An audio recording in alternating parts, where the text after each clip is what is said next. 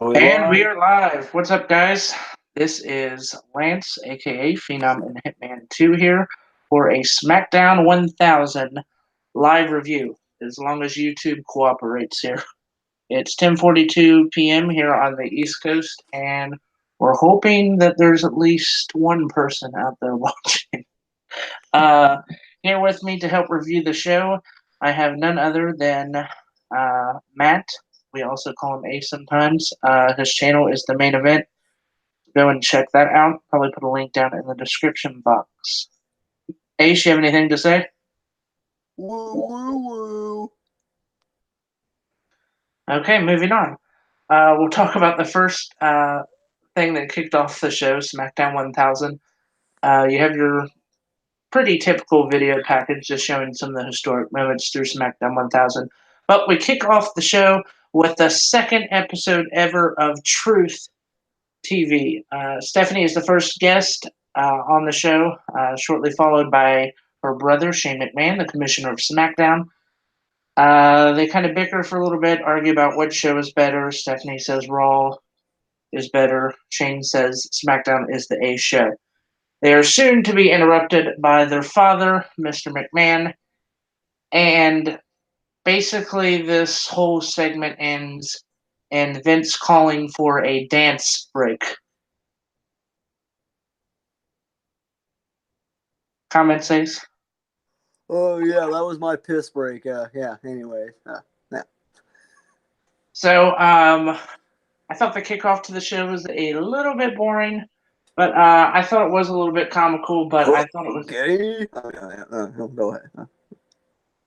I thought it was a little bit comical seeing Vince McMahon dance, but it's like it was a little bit of a lackluster kickoff for the 1000th episode. I thought we were going to have something a little bit bigger. This didn't necessarily have to kick off the show. They could have had this later on.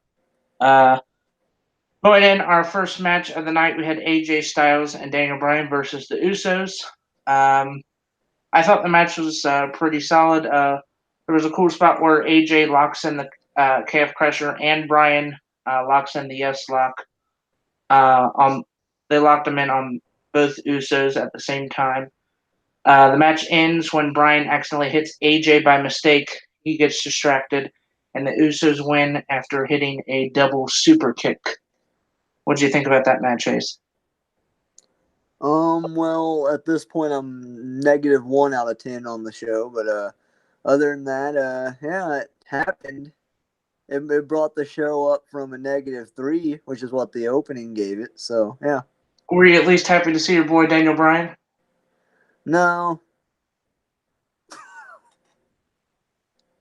Okay, moving on, we have a quick backstage segment. Shows the general manager of SmackDown, Paige, talking to Vicky Guerrero, amongst other former general managers, including Teddy Long and John Laurinaitis. Hold on. Next, what? Oh, no, go ahead. Okay, the next segment we have the reunion. Excuse me. Oh, wait, yeah. The next segment we have the reunion of Evolution. Batista talks about Rick and tells him to keep that thing in your pants. That was probably the line of the night, I would say. He also says there's nothing that Triple H hasn't done in the business except beat him. Triple H looks mad, but then he laughs and they hug it out. But I thought Triple H still had kind of a look in his eye at the end of the segment, so I feel like they're just trying to leave the door open to Batista versus Triple H somewhere down the line when Triple H has nothing else going on. I don't know, his eye might have just been itching. But anyways, that brought this show up from a -1 to a 3 out of 10. So very good job from Batista. Glad to see him back, I guess. And I thought it was funny how Randy Orton went heel first. So, yeah. Right. I thought it was good to have the Evolution reunion. I thought that was probably the best, maybe the best segment on the show. I really like getting to see them. They've had a lot of historic moments over the years, especially on SmackDown. But Batista did most of the talking, and I have to say, for someone who I'm not really a big fan of, he did a pretty good job of telling a little bit about the legacy of Evolution and stuff. The Ric Flair comment was probably the most priceless line I heard all night, though. Yep, agreed. Okay, moving on. We have the WWE World Cup qualifying match, Rusev versus The Miz. Um, that match lasted about 10 seconds. Miz won with a quick roll-up after Rusev got distracted by Aiden English. Lana kicks him in the balls, and Rusev beats him down at ringside. Squash match. Yeah, bring out the shovel for Rusev. Never liked him anyways, but still, bring out the shovel for Rusev. Right. Oh, the show now is down to 2.5 for me out of 10. So yeah, there you go. Yeah. Let's see. Moving on, the next segment. I would say probably the second best segment on the show, if not tied with the Evolution segment, is the Cutting Edge. Edge makes his way to the ring, announced by Tony Chimel. SVU. Oh yeah. Announced by Tony Chimel. He does his classic rated R superstar, where his Superstar. voice Yeah. cracks. Edge reminds us of some of his memorable moments on SmackDown, including cashing in his Money in the Bank contract on Undertaker, matches with Eddie Guerrero, and marrying Vicky Guerrero. We can all forget about that. His guest is SmackDown Women's Champion Becky Lynch. Edge basically tries to tell Becky that she should value her friends more than championships and fame, and that if she doesn't change her ways, that in the future she will be reflecting on all of her accomplishments, but she will be all alone and won't even like herself. Becky says she doesn't like herself. She loves herself. She tells Edge to get out of her ring and to be careful that he doesn't hurt his neck again on the way out between the ropes. Not gonna lie, I thought it was pretty funny. No one disrespects Dwight like that. Yeah, go on. Charlotte interrupts her and Becky, and they both begin to fight before the officials break them apart. I thought it was a pretty good segment. I don't really understand why they're still pushing Becky as a heel when people are obviously going to cheer her either way. What do you think? You know what I think about this whole segment? I think when Becky came out, they should have had that was the perfect opportunity to have Conor McGregor jump the barricade, get in the ring, beat down Dwight. Oh, out comes Charlotte, punch her bitch ass in the face too, knock her teeth down her throat, and then Becky and Conor McGregor could have moved on to Crown Jewel in that crappy Saudi Arabia country where they murder people with bone saws, and they could have teamed up to face what's that guy's name? Khabib, yeah, from UFC, and then Chainsaw Charlie in a tag team match. Now that would be must see. That would be definitely interesting if that happened on live TV. Yes, I agree. The segment though, for real, brought the show up to a 3 out of 10 now, so they got their half point back. Right, I thought it was decent. Next match on the card was the Bar versus the New Day. Woods and Big E competing to defend the tag titles.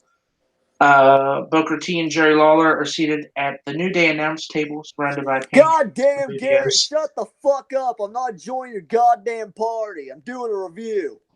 Okay, yeah. Anyways, you didn't hear that, did you? We'll cut that out in the edited Shit, I version. forgot to mute my mic. My bad. Okay, yeah, go on. Big E hits a spear on Sheamus, sending them both on the floor. That was probably one of the biggest highlights. And then he tosses Sheamus back into the ring to Woods, who is legal, and he follows up with a Shining Wizard. That was a pretty close near fall. Felt the best spot in the match, at least for the New Day. Sheamus and Cesaro cleared the announce table, sending pancakes and bootios everywhere, to the dismay of Mr. Bootyworth. Only to be interrupted by the Big Show. And then Big Show makes his way down to the ring, and he turns heel for the 1,000th time in honor of SmackDown 1000, and choke slams Kofi Kingston through the announce table. Sheamus hits a brogue kick on Big E, and the Bar are the new tag champs.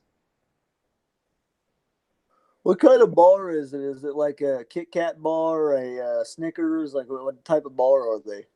I don't know. New Day has their thing with the pancakes and bootios. I really think Sheamus and Cesaro should come out with some type of food. Maybe they should come out with Snickers with the amount they promote that.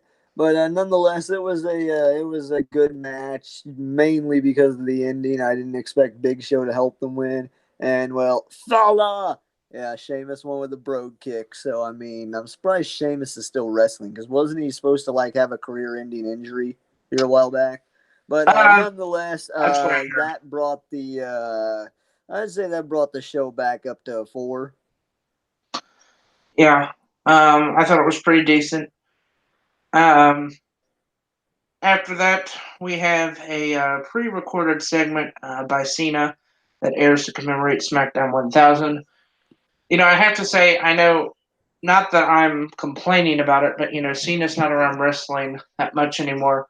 But it really feels hypocritical about how a few years ago he was complaining about how Rock was always live via satellite, and now he's not even live via satellite. He pre-records the things and then sends them. I mean, looked like he recorded the segment on his phone. Well, I mean, JBL's son doesn't have very good knowledge of technology yet, but the Rock wasn't even there on a video package. Even he means a lot more to SmackDown than John Cena, so I didn't really And that's something I was pay about much to say. I attention to was that. very surprised we didn't even have a video segment or some type of video message from The Rock. I mean, I believe we even got that back in. We've had that on all the Raw anniversary shows, but not for SmackDown 1000. And I mean, this The Rock, was one of the most major superstars on SmackDown. That was like his show. So I was very surprised we didn't hear anything from him. Um, I just thought we would have heard something. Moving on to the next match, another World Cup qualifying match. And the main event for the night was Rey Mysterio versus Shinsuke Nakamura. Mysterio, some of the highlights that I noted out Okay, here. hold on one second. Hold on one second. I've got a rant about this. Okay, you have Rey Mysterio return for the first time, and I don't know how long full time here. He's wrestling a match on SmackDown. He's even got a cool mohawk, man. And you're going to put a commercial in the middle of Rey Mysterio's entrance, you stupid fucks.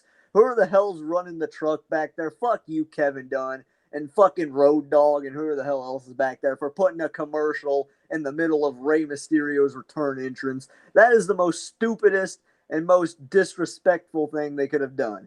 Anyways, go on. Right, I agree. This was a very good match, and to have a commercial break in the middle of it really sucked. Um, but I had to say some of the highlights I noted out. I think Shinsuke did a great job in this match, but I don't really have any highlights written down for him. We two face. You know, Anyway, go this on. was this match was really for mostly for Mysterio to shine. Because this is his big return match supposedly. But the highlights I've written out here is when Mysterio slid under the bottom rope and hit a splash on Nakamura that was lying at ringside. See, I Um, wasn't impressed with anything in this match because everything he did there, he did it on Lucha Underground, so I'm already used to it. But yeah, go on.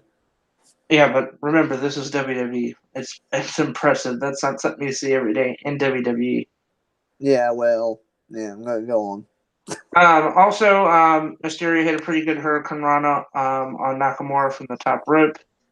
Um, in the end, Mysterio wins after 619 and springboard splash. Breaking news: the Iron Sheik just said respect. SmackDown 1000. Even the Iron Sheik put it over. That's good. And thankfully, we had no video packages from him because that definitely would not be PG. I think he should show up in a fight in the World Cup. Um, I don't think that's a good idea. I Right think he back should have. like humble. I think he should have been in that international battle royal that Baron Corbin had on Raw. What was it last week? I think he should have had that, and it could have been him versus Kurt Angle in the end. Now that would have been. Baron Corbin, go fuck yourself, you bald fuck. Okay, yeah, go on. So Were you happy that Ray won? Because I know you're a big Nakamura fan. Did you have a problem with that? No, not really. I like them both, so it doesn't really affect me. Ray does the lucha, man. Anywho, so what do you think is going to happen with Ray now that he's back? Do you think this is just a short-term deal? I mean, obviously he'll be competing at the pay-per-view now, but where does he go from here? Honestly, I would hate to say it, but he'll probably go on 205 Live for a little while. As long as they keep that. If they don't keep that, then he'll stay on SmackDown. And I could honestly see him feuding with AJ at some point here because AJ, you already know AJ's not going to lose the title until at least Mania because he's got to hold it to beat Punk's record. So he'll have it for quite a while longer. So Ray would probably face AJ, or who knows, they might just throw him on Raw to feed him to Roman, but we'll see. I think Rey Mysterio. I think they should definitely put him on SmackDown. Whatever they do, I think I would like to see him fight with AJ and maybe against Daniel Bryan. I think that them two would be a good match as well. Um, but do you think he's? I mean, how long do you think this run's going to last? Do you think he's back for good, or is this going to be like a short-term deal? Um, shit. What do you define short term as? I mean, short-term is he just going to like? Are we going to see him almost every week, or are we only going to see him From like? what I've heard, he signed a full time 2 year contract. From what I've Okay, heard, so he'll be there for 2 years. okay, that's good. So anyway, nonetheless, Rey Mysterio wins in the main event. He is celebrating his victory, and of course, the gong hits, lights go out. Undertaker makes his way down to the ring. Um, Rey Mysterio just vanishes. Wait, I honestly think they were running did, out of time in the did, show because uh, they almost made it look like Undertaker's coming after Rey Mysterio, which he wasn't. But I think they were just running short on time. Maybe the match ran over, whatever. But anyway, who cares? Because the dead man, the Phenom, is in the house. And the Undertaker comes into the ring and he says, and I quote, "At Crown Jewel, I've got three words for DX: rest in peace."